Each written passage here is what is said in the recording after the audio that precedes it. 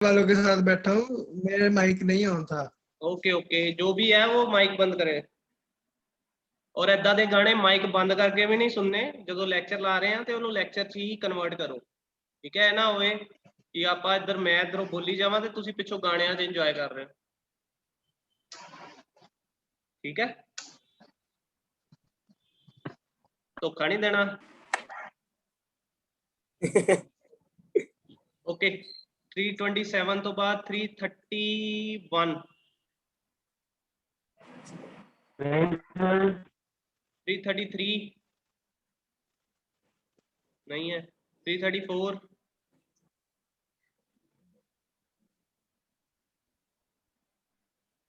334 335 present sir. Okay all done. Onam रह गया, ओनम। हाँ जी सर प्रेजेंट।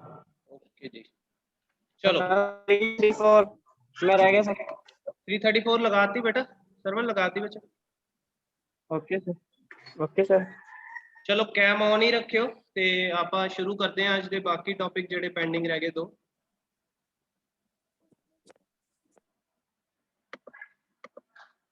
जी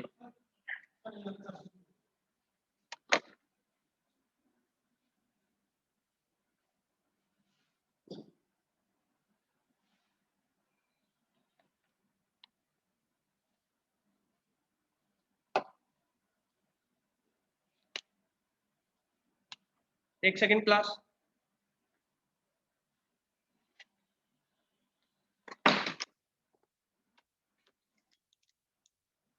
हाँ जी, सो कल ਜਿਹੜਾ ਆਪਾਂ ਟੌਪਿਕ ਕਰ ਰਹੇ ਸੀ ਫੈਨ ਰੈਗੂਲੇਟਰ ਯੂਜ਼ਿੰਗ ਟਰੈਕ, ਉਹਦੇ ਵਿੱਚ ਆਪਾਂ ਸਿੰਪਲ ਇੱਕ ਡਾਇਗਰਾਮ ਬਣਾਇਆ ਸੀ ਜਿਹਦੇ ਵਿੱਚ ਪਹਿਲੇ ਵਾਲਾ ਟੌਪਿਕ ਸੀਗਾ ਸਾਡਾ ਲੈਂਪ ਨੂੰ ਕੰਟਰੋਲ ਕਰਨਾ, ਉਹਦੀ ਲਾਈਟ ਇੰਟੈਂਸਿਟੀ ਨੂੰ। ਇਹਦੇ ਵਿੱਚ ਆਪਾਂ ਫੈਨ ਦੀ ਸਪੀਡ ਨੂੰ ਕੰਟਰੋਲ ਕਰਨਾ। Circuit is very similar with that. ठीक है, बहुत सिमिलर सर्किट है। ਉਹਦੇ ਵਿੱਚ सिर्फ फैन लाइट लगी सी, ਇਹਦੀ जगह ਆਪਾਂ फैन मोटर लगाती। काम सेम है, वर्किंग प्रिंसिपल सेम है। आर ने स्पीड ਨੂੰ एडजस्ट करना। आर ਦਾ ਕੰਮ ਹੈ, ਜੇ ਆਪਾਂ ਇਹਨੂੰ डिक्रीज ਕਰਾਂਗੇ आर ਦੀ वैल्यू ਨੂੰ, ਇੱਥੋਂ ਦੀ करंट ਪਹਿਲਾਂ फ्लो करेगा, कैपेसिटर ਨੂੰ जल्दी चार्ज कर देगा।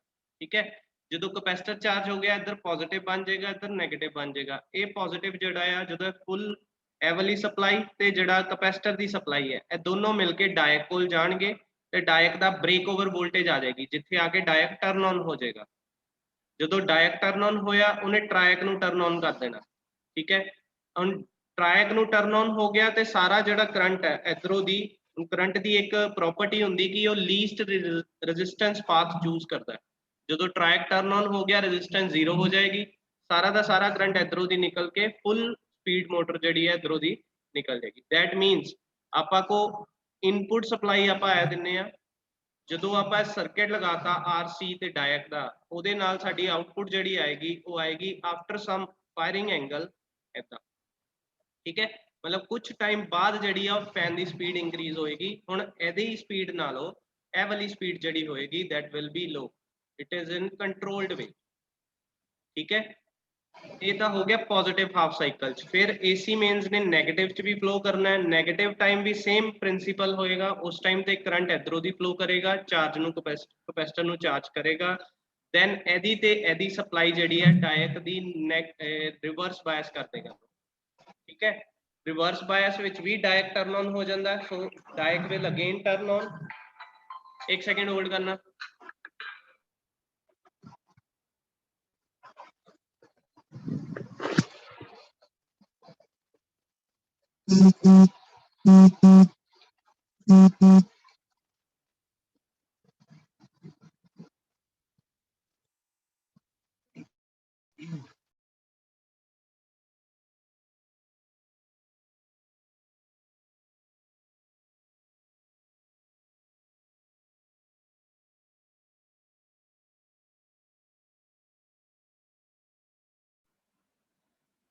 तो नेगेटिव साइकिल च इनू रिवर्स बायसिंग मिलेगी। रिवर्स बायसिंग मिली तो डायक फिर टर्न ऑन हो जाएगा, डायक टर्न ऑन होएगा तो ट्रायक टर्न ऑन हो जाएगा।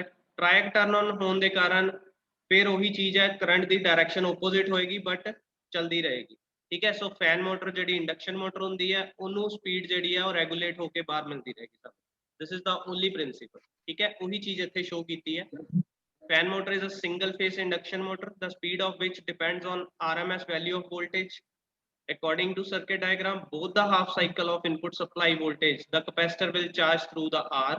As soon as the voltage across the capacitor reaches the breakdown voltage of diode, a triggering pulse is generated and triac is turned on. At that time, the voltage between A and N will drop down to the on-state voltage of the triac.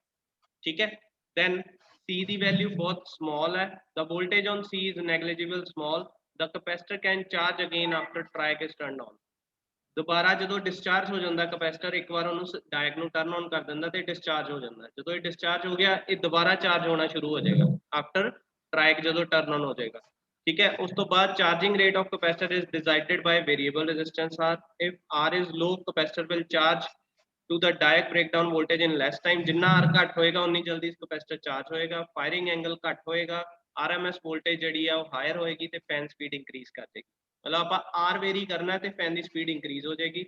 ਜੇ R ਦੀ value ਆਪਾਂ ਵਧਾ ਦਈਏ with the increase in R, the capacitor will charge slowly, increasing the firing angle of the track, thus reducing the speed. Right?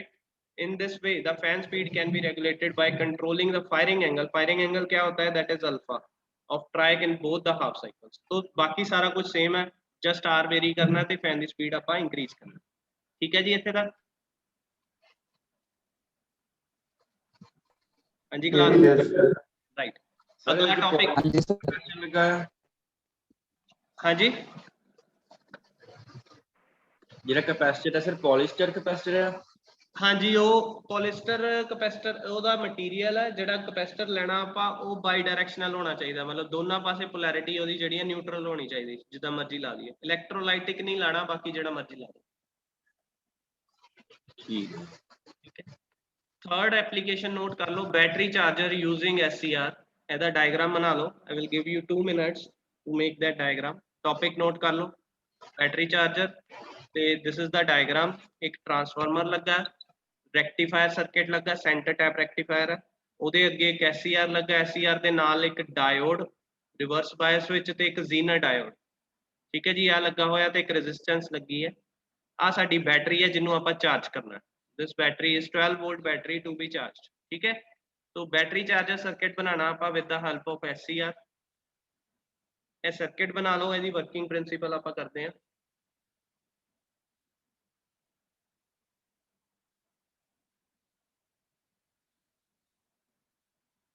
जो बन जाएगा दस देना। Sir half wave bridge ਰੈਕਟੀਫਾਇਰ ਹੈ ਨਾ, ये सेंटर टैप है बेटा, full wave centre tap. Half rectifier च एक डायोड होंदा।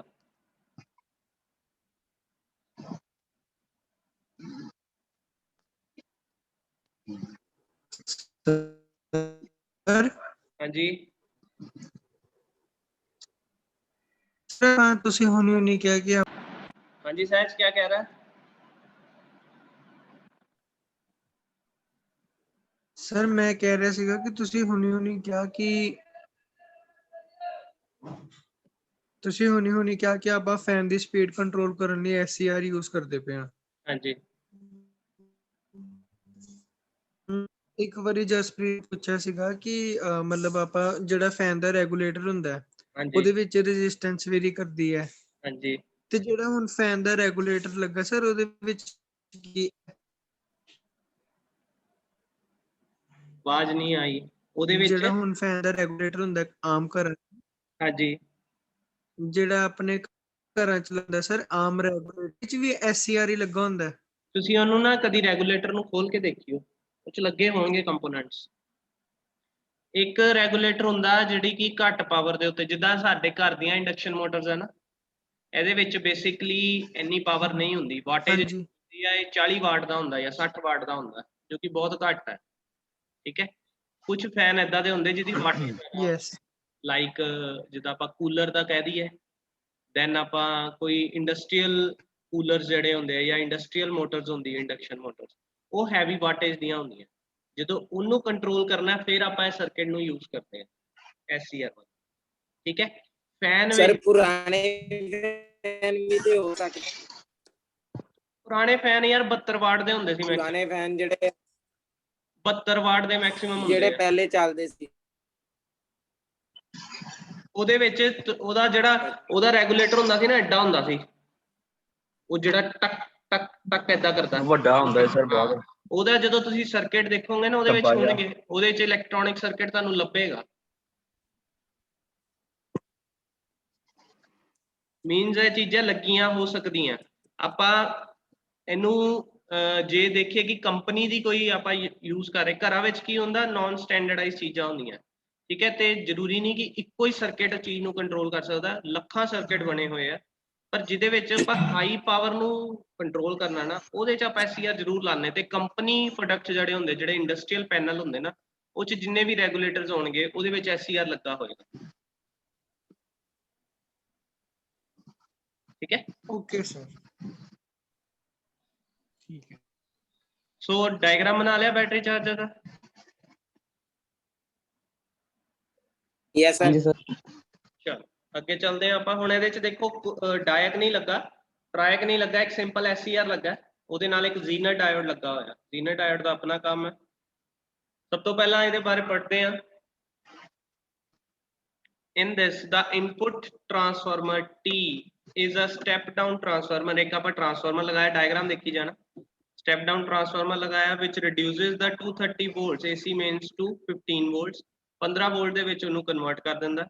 The secondary voltage is rectified by the full wave rectifier circuit। ਉਸ ਤੋਂ ਬਾਅਦ ਇੱਕ rectifier circuit लगाया, full wave rectifier। The Zener diode Z1 maintains the constant voltage of 15 volts at point X। ਹੁਣ ਇੱਥੇ ਇੱਕ point ਹੈ X, ਇਸ ਪੁਆਇੰਟ ਦੇ ਉੱਤੇ 15 ਵੋਲਟ ਜਿਹੜਾ ਆ ਇਹ ਐਜ਼ ਅ ਰੈਗੂਲੇਟਰ ਕੰਮ ਕਰਦਾ।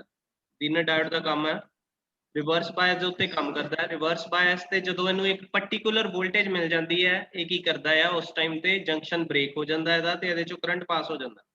ਦੈਟ ਮੀਨਸ ਇਹ 15 ਵੋਲਟ ਦਾ ਇੱਕ ਰੈਗੂਲੇਟਰ ਕਹਿ ਲਓ ਜਾਂ ਜ਼ੀਨਰ ਡਾਇਓਡ ਹੈ। ਜਦੋਂ ਇਹਨੂੰ 15 ਵੋਲਟ ਪਿੱਛੋਂ ਮਿਲੇਗੀ, it will only pass the current only that time, ਠੀਕ ਹੈ। ਮਤਲਬ ਇੱਥੋਂ ਦੀ ਕਰੰਟ ਜਿਹੜਾ ਆ ਉਦੋਂ ਹੀ ਪਾਸ ਕਰੇਗਾ ਜਦੋਂ ਪਿੱਛੋਂ ਵੋਲਟੇਜ 15 ਮਿਲ ਜਾਏਗੀ, ਠੀਕ ਹੈ। ਇਹਦਾ ਕੰਮ ਇਹ ਹੈ।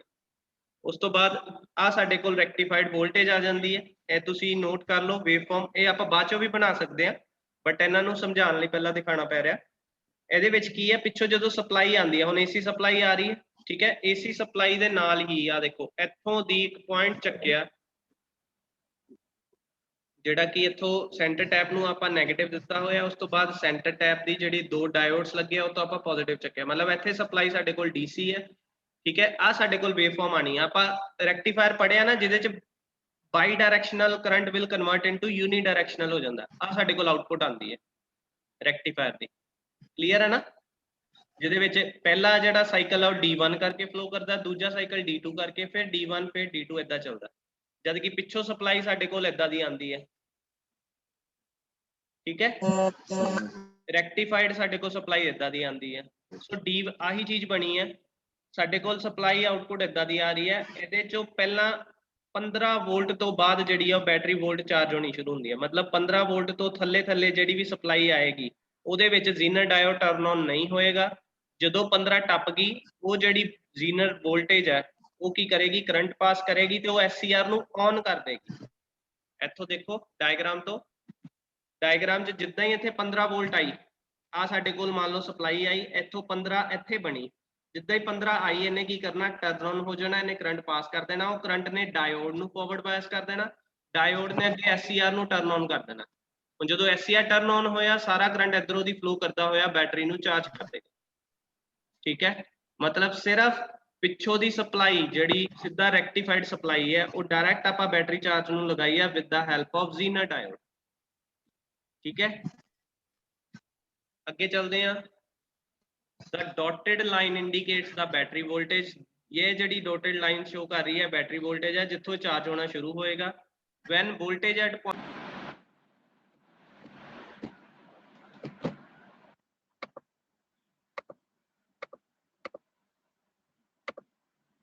ਹਾਂਜੀ ਕਲਾਸ ਆਵਾਜ਼ ਆ ਰਹੀ ਹੈ?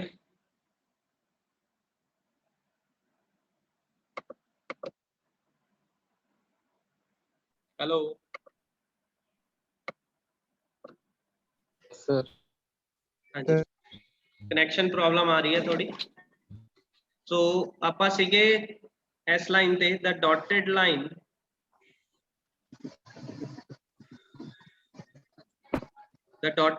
indicates the battery voltage.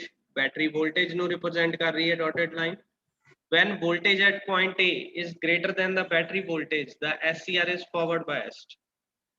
ਜੇ ਮੈਂ ਇੱਥੋਂ ਦੇਖੋ ਇਸ ਪੁਆਇੰਟ ਦੇ ਉੱਤੇ ਅਗਰ ਵੋਲਟੇਜ ਜਿਹੜੀ ਹੈ ਉਹ ਅਗਰ ਬੈਟਰੀ ਵੋਲਟੇਜ ਤੋਂ ਜ਼ਿਆਦਾ ਆ ਗਈ ਉਸ ਟਾਈਮ ਤੇ ਕੀ ਹੋਏਗਾ, the SCR will be forward biased and can conduct if the gate junction is also forward biased.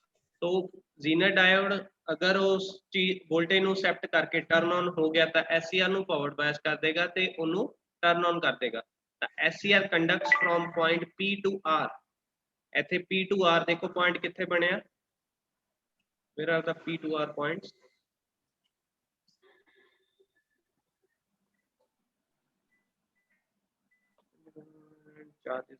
These are the P to R. YZ ਦੀ ਜਗ੍ਹਾ P to R ਹੈ। ਇੱਥੇ P to R ਤੇ supply ਆ ਜਾਏਗੀ ਤੇ ਇਹ 12 wallet ਦੀ battery ਨੂੰ charge ਕਰਨਾ ਸ਼ੁਰੂ ਕਰ ਦੇਗਾ। As the battery accumulates more and more charge, the dotted line goes up and the points P and R will come closer to Q. ਜਦੋਂ ਬੈਟਰੀ ਚਾਰਜ ਹੋਣੀ ਸ਼ੁਰੂ ਹੋ ਜਾਂਦੀ ਹੈ, ਮੰਨ ਲਓ ਪਹਿਲਾ ਬੈਟਰੀ ਹੈਗੀ 12 ਵੋਲਟ, ਠੀਕ ਹੈ, 12 ਵੋਲਟ ਜਦੋਂ ਇਹ ਚਾਰਜ ਹੋਣਾ ਸ਼ੁਰੂ ਹੋ ਜਾਂਦਾ ਹੈ, ਇਹਦੀ ਵੋਲਟੇਜ ਵਧਣੀ ਸ਼ੁਰੂ ਹੋ ਜਾਂਦੀ ਹੈ। ਜਿੱਦਾਂ ਜਿੱਦਾਂ ਵੋਲਟੇਜ ਵਧੇਗੀ ਤੇ Q ਦੇ ਕੋਲ ਆਉਂਦੀ ਰਹੇਗੀ, this is the Q voltage, ਠੀਕ ਹੈ। ਉਸ ਟਾਈਮ ਤੇ P ਤੇ R ਦਾ ਟਾਈਮਿੰਗ ਘਟ ਜਾਣੀ ਹੈ, ਠੀਕ ਹੈ, thus reducing the time for SCR1 and hence the charging time of battery. ਉਨਾ ਹੀ ਬੈਟਰੀ ਚਾਰਜਿੰਗ ਦਾ ਟਾਈਮ ਘਟ ਜਾਏਗਾ। when the battery is fully charged, ਮੰਨ ਲਓ 14 ਵੋਲਟ ਤੇ ਆ ਕੇ ਬੈਟਰੀ ਫੁੱਲੀ ਚਾਰਜ ਹੋ ਰਹੀ ਹੈ, the cathode of SCR at 14 volt and gate is at 14.3 volt. The difference of 0.3 volt between the gate and cathode cannot forward bias the gate junction and will not be triggered. Thus the battery is cut off from the supply and charging will stop automatically. So ਇਹਦੇ ਬਾਰੇ ਹੁਣ ਕੀ ਦਿੱਤਾ ਹੋਇਆ ਇਹਨਾਂ ਨੇ, ਆਵਾਜ਼ ਆ ਰਹੀ ਨਾ ਮੇਰੀ? ਸਰ ਰੁਕ ਕੇ ਆ ਰਹੀ ਤੇ ਕੱਟ ਕੇ ਆ ਰਹੀ ਹੈ। ਇੰਟਰਨੈਟ ਪ੍ਰੋਬਲਮ ਆ ਰਹੀ ਹੈ ਯਾਰ ਇੱਧਰ ਬੜੀ ਨਾ।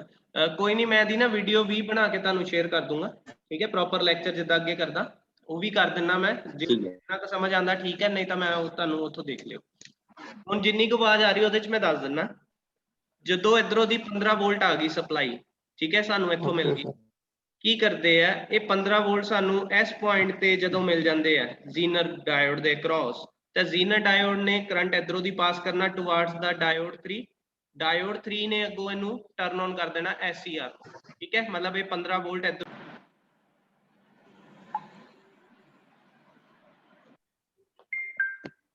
क्लास नेटवर्क इशू आ रहा है बेटा। ओके सर, मैं ਤੁਹਾਨੂੰ ਨਾ ਵੀਡੀਓ ਬਣਾ ਕੇ ਸ਼ੇਅਰ ਕਰ ਦਿੰਦਾ, ਉਹ ਦੇਖ ਲਿਓ, ਠੀਕ ਹੈ। Okay sir. कोई क्वेरी है तो पूछ लो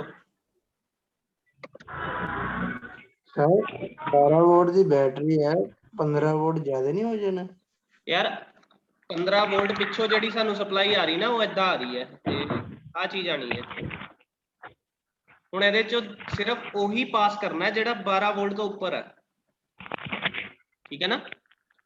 ਦੇਖ 12 ਵੋਲਟ ਦੀ ਬੈਟਰੀ ਨੂੰ ਕਦੀ ਵੀ ਚਾਰਜ ਕਰਨਾ ਹੋਵੇ ਨਾ ਤੇ ਆਪਾਂ 12 ਪਲੱਸ ਵੀ ਦੇ ਸਕਦੇ, ਕੋਈ ਇੰਨਾ ਚੱਕਰ ਨਹੀਂ ਹੁੰਦਾ, ਠੀਕ ਹੈ। ਉਹਦੀ ਆਊਟਪੁੱਟ 12 ਵੋਲਟ ਆਏਗੀ ਬਟ ਚਾਰਜ ਕਰਨ ਲਈ ਥੋੜਾ ਜਿਹਾ ਉੱਪਰ ਚੱਲੇਗਾ ਉਹਨੂੰ। ਬੇਸਿਕਲੀ ਕੀ ਹੈ, 12 ਤੋਂ ਥੱਲੇ ਨਹੀਂ ਹੋਣੀ ਚਾਹੀਦੀ, ਕਿਉਂਕਿ ਜਦੋਂ ਇਹਨੇ ਚਾਰਜ ਹੋਣਾ it can goes up to 14 volt, ਠੀਕ ਹੈ। ਫੁੱਲੀ ਚਾਰਜ ਜਦੋਂ ਹੋ ਜਾਏਗੀ 14 ਵੋਲਟ ਤੱਕ ਇਹ ਸ਼ੋ ਹੋਣ ਲੱਗ ਪੈਂਦੀ ਹੈ। ਹੁਣ ਹੋਣਾ ਕੀ ਹੈ, ਪਿੱਛੋਂ ਦੀ ਜਦੋਂ ਏਦਾਂ ਵੋਲਟੇਜ ਆਣੀ ਹੈ, ਜਿੱਦਾਂ ਹੀ ਇਸ ਪੁਆਇੰਟ ਤੇ ਪਹੁੰਚੀ ਜਿੱਥੇ ਆ ਕੇ ਬੈਟਰੀ ਚਾਰਜ ਹੋਣੀ ਸ਼ੁਰੂ ਹੁੰਦੀ ਹੈ, ਉਦੋਂ SCR ਨੂੰ ਟਰਨ ਔਨ ਕਰ ਦੇਣਾ ਉਹਨੇ। SCR ਟਰਨ ਔਨ ਹੋ ਗਿਆ, ਇੱਥੇ ਸਪਲਾਈ ਆਈ ਹੈ, ਚਾਰਜ ਹੋਣਾ ਸ਼ੁਰੂ ਹੋ ਗਿਆ।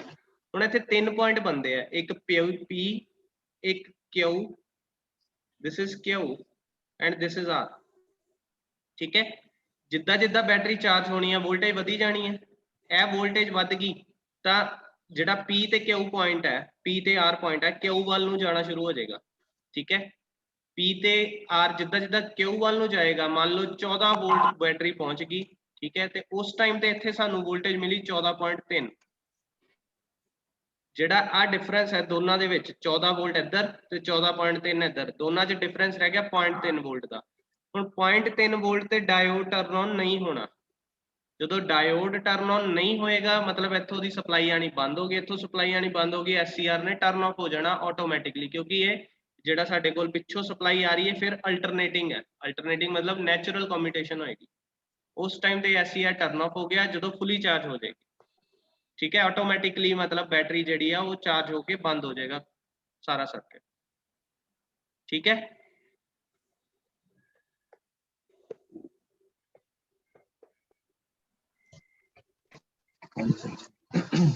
any doubt?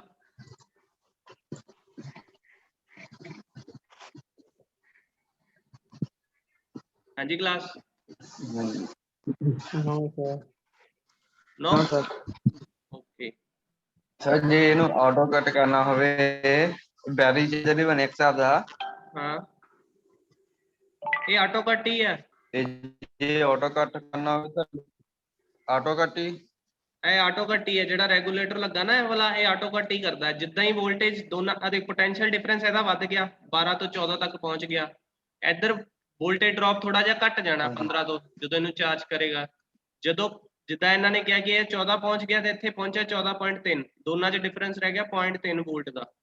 0.3 ਵੋਲਟ ਇੱਥੇ ਰਹਿ ਗਿਆ। ਆ 0.3 ਨੇ ਡਾਇਓਡ ਨੂੰ ਟਰਨ ਔਨ ਨਹੀਂ ਕਰ ਪਾਣਾ। ਡਾਇਓਡ 0.7 ਤੇ ਚੱਲਦਾ ਮਿਨੀਮਮ। ਠੀਕ ਹੈ, ਹੁਣ ਇੰਨੀ ਵੋਲਟੇਜ ਤੇ ਆ ਰਿਵਰਸ ਬਾਇਸ ਹੋ ਜਾਣਾ ਜਾਂ ਇਹਨੇ ਕੰਡਕਟ ਨਹੀਂ ਕਰਨਾ। ਉਸ ਟਾਈਮ ਤੇ SCR ਨੇ ਨੈਚੁਰਲੀ ਆਫ ਹੋ ਜਾਣਾ। ਜਦੋਂ ਨੈਚੁਰਲੀ ਆਫ ਹੋ ਗਿਆ ਤੇ ਘਟ ਜਾਣੀ ਵੋਲਟੇਜ, ਮਤਲਬ ਇੱਥੋਂ ਦੀ ਕੱਟ ਆਫ ਹੋ ਜਾਣਾ ਸਾਰਾ ਸਿਸਟਮ। ਠੀਕ ਹੈ, ਬੈਟਰੀ ਮਤਲਬ ਫੁੱਲੀ ਚਾਰਜ ਹੋ ਜਾਣੀ। ਠੀਕ ਹੈ। So it is auto cut diagram। ਉਸ ਤੋਂ ਬਾਅਦ ਸਾਡਾ ਲਾਸਟ ਹੈਗਾ ਆ speed control of universal motor. ਇਹਦੀ ਮੈਂ ਤੁਹਾਨੂੰ ਵੀਡੀਓ ਬਣਾ ਕੇ ਭੇਜੂਗਾ, ਜਿੱਦਾਂ ਜਿਸ ਹਿਸਾਬ ਨਾਲ ਉਹ ਹੁੰਦਾ ਪਿਆ ਕਨੈਕਸ਼ਨ ਕੱਟ ਹੋ ਰਿਹਾ, ਤੁਹਾਨੂੰ ਮੈਨੂੰ ਲੱਗਦਾ ਸਮਝ ਨਹੀਂ ਆਏਗਾ ਵੀ। ਸੋ ਇੰਨੀ ਦੋ ਹਾਂਜੀ ਹਾਂਜੀ ਸਰ ਤੁਸੀਂ ਇਹ ਵਾਲੇ ਟੌਪਿਕ ਦੀ ਵੀ ਪਾਓਗੇ, ਥਰਡ ਟੌਪਿਕ ਦੀ, ਕਿ ਇਹ ਰਿਕਾਰਡਿੰਗ ਡਾਲੋਗੇ? ਮੈਂ ਥਰਡ ਵੀ ਕਰ ਦਿੰਦਾ, ਫੋਰਥ ਵੀ ਕਰ ਦਿੰਦਾ। Okay sir. ਠੀਕ ਹੈ, ਦੇਖ ਲਿਓ ਤੇ ਜੇ ਲੱਗੇਗਾ ਫਿਰ ਆਪਾਂ ਨੈਕਸਟ ਟਾਈਮ ਇਨਕੁਆਇਰੀ ਕਰ ਲਾਂਗੇ। ओके ਠੀਕ ਹੈ ਜੀ, ਤੇ ਅਸਾਈਨਮੈਂਟ ਬਣ ਰਹੀ ਹੈ। हाँ जी सर। सर क्वेश्चन नहीं मिल रहे। ਸਾਰੇ ਹੈਗੇ ਯਾਰ ਉਹ ਚ, ਐਵੇਂ ਨਾ ਟੈਨਸ਼ਨ ਲਿਆ ਕਰ। ਨੋਟਸ ਬਣਾਏ ਆ ਮੈਂ, ਨੋਟਸ ਜਿਹੜੇ ਭੇਜੇ ਉਹ ਚੋਂ ਚੈੱਕ ਕਰ ਲਾ, ਗੂਗਲ ਕਲਾਸਰੂਮ ਚ ਪਏ ਸਾਰੇ।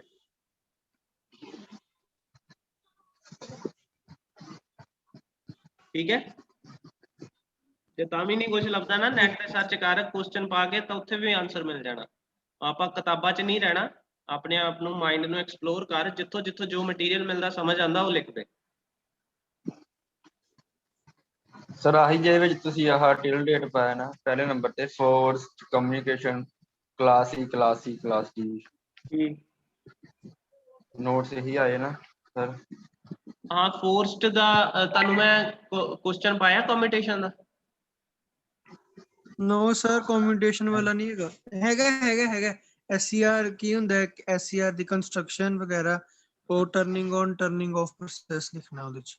ਪੂਰਾ ਨਹੀਂ ਮੈਂ ਯਾਰ ਕਲਾਸ A ਕਲਾਸ B ਵਾਲਾ ਕੋਈ ਕੁਐਸਚਨ ਨਹੀਂ ਪਾਇਆ ਤੁਹਾਨੂੰ ਮੈਂ ਸੱਚ। ਨਹੀਂ ਪਾਇਆ ਤੁਹਾਨੂੰ ਸਿਰਫ ਇਹ ਪਾਇਆ ਹੋਊਗਾ ਕਿ ਕਮਿਊਟੇਸ਼ਨ ਮੈਥਡਸ ਕਿਹੜੇ ਆ, ਉਹਦੇ ਚ ਦੋ ਦੱਸ ਦੇਣੇ, ਨੈਚੁਰਲ ਤੇ ਫੋਰਸਡ, ਦੋਨਾਂ ਦੀ ਟਾਈਪ ਦੱਸ ਦੇਣੀ ਆ ਬਸ, ਪੂਰਾ ਐਲੈਬੋਰੇਟ ਨਹੀਂ ਕਰਨਾ ਉਹਨੂੰ ਜੇ ਪਾਇਆ।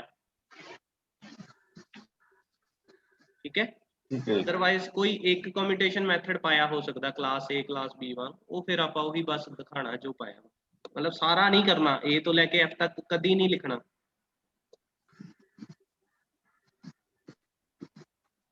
Okay okay sir. ਤੁਹਾਨੂੰ ਅੱਜ ਪ੍ਰੈਕਟੀਕਲ ਦਾ ਵੀ ਡਾਟਾ ਦੇ ਦਿੰਦਾ ਯਾਰ, ਪ੍ਰੈਕਟੀਕਲ ਵੀ ਲਿਖ ਲਓ, ਕਾਪੀ ਲੈ ਆਈਓ ਪ੍ਰੈਕਟੀਕਲ ਕਾਪੀ, ਤੇ ਉਹਨੂੰ ਲਿਖ ਲਓ। ਰੀਡਿੰਗਸ ਮੈਂ ਤੁਹਾਨੂੰ ਲਿਖਾ ਦੂੰਗਾ ਤਾਂ ਕਿ ਤੁਹਾਡੇ ਸੈਸ਼ਨਲ ਵੇਲੇ ਕੋਈ ਔਖਾ ਨਾ ਹੋਵੇ, ਤੁਹਾਨੂੰ ਲਿਖਿਆ ਹੋਵੇ ਨੰਬਰ ਦੇ ਦਾਂ ਮੈਂ। तो सिंपल प्रैक्टिकल है। कराना है। ਪ੍ਰੈਕਟੀਕਲ ਕਰਾਣੇ ਆ ਯਾਰ, ਹੁਣ ਘਰ ਬੈਠੇ ਨੂੰ ਕਿੱਦਾਂ ਕਰਾਵਾਂ ਮੈਂ ਤਾਂ ਵੇਟ ਕਰ ਰਿਹਾ ਕਿ ਪਿੱਛੋਂ ਲਿਮਿਟ ਉਹ ਘਟਣ, ਕਿ ਬੱਚੇ ਆ ਸਕਣ ਕਾਲਜ ਤੇ ਮੈਂ ਤੁਹਾਨੂੰ ਬੁਲਾਵਾਂ। सर वो तो खा ली। प्रैक्टिकल सिंपल वाले लेके आने। हाँ प्रैक्टिकल सिंपल ही हो, ज्यादा प्रैक्टिकल नहीं है हमारे, 8-9 है। मैं आपको बता दूंगा कैसे क्या क्या लिखना है, तो वो लिख के रख लो। ऑब्जर्वेशन टेबल खाली छोड़ दो, ठीक है, वो मैं आपको रीडिंग्स दूंगा भर के ना, मेरे से पीडीएफ में ही चेक करवा लेना। ठीक है, मैं हाँ जी। नंबर ਸਰ ਪ੍ਰੈਕਟੀਕਲ ਦੀ ਪਿਕਚਰਸ ਭੇਜ ਦੇਣਾ ਤੁਸੀਂ, ਕਿਉਂਕਿ ਆਪਾਂ ਬੁੱਕ ਨਹੀਂ ਲਈ, ਨੋਟਸ ਭੇਜਦੇ ਪਏ ਨਾ, ਉਤੋਂ ਹੀ ਪੜ੍ਹੀ ਜਾ ਰਹੇ ਆ। कोई गल नहीं, मैं भेज दूंगा सारा। ਹਾਂਜੀ ਤੁਸੀਂ ਪ੍ਰੈਕਟੀਕਲਸ ਦੀ ਨਾ ਪਿਕਚਰਸ ਭੇਜ ਦਿਓ। ठीक है बच्चा, ਠੀਕ ਹੈ Okay, ਸਰ। sir. चलो all the best for today, ते बाकी कल मिलते हैं। ठीक है ओके जी। जी। सर Okay, हाँ जी बच्चा। सर वो रमजान की छुट्टी होएगी? यार नोटिस तो आया नहीं है, अगर आएगा तो मैसेज कर दूंगा आपको। Okay sir. सर हाँ जी, सर वो मेरी अटेंडेंस लग गई थी रोल नंबर कितना? सर 301। 301। तू आगे चला गया था उस टाइम पे?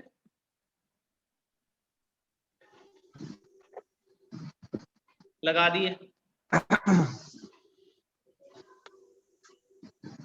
ओके बेटा। ठीक है जी। Okay sir.